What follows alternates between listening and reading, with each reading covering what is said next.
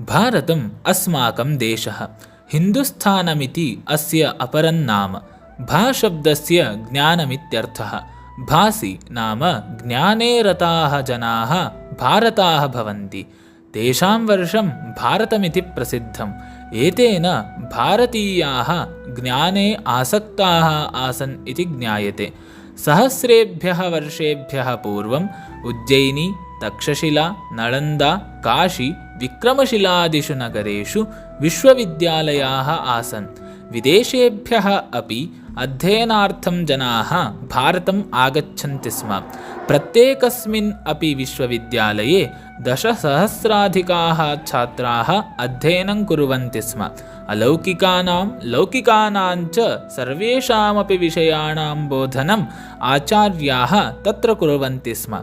एतेन भारतीयानां ज्ञानासक्तिः सूचिता भवति। भारतम् इति नाम्नः अन्यदपि कारणमस्ति।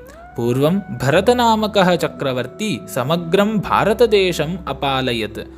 तदारभ्य राष्ट्रमिदं भारतमिति प्रसिद्धम् अभवत्।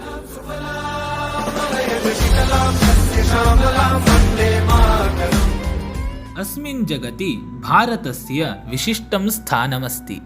तत्र न धनं न बलं नान्यत् किमपि वा कारणं, यतः तानि सर्वाणि देशान्तरेषु अपि सन्ति। किमत्र कारणम् इति चेत् ज्ञानिनः एवं वदन्ति, भारतस्य प्रतिष्ठे द्वे, संस्कृतं संस्कृतिस्तथा इति। धर्मार्थकाममोक्षाणां पुरुषार्थानां प्राप्त्यर्थं मनुजस्य प्रयत्नः भवेत् इत्येवं भारतीयाः मन्यन्ते।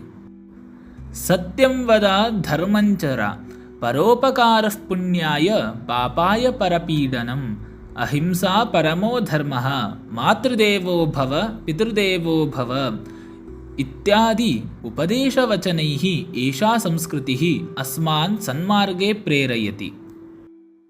जयतु संस्कृतं, जयतु भारतं। धन्यवादाः। अग्रिमसप्ताहे पुनः मिलामः।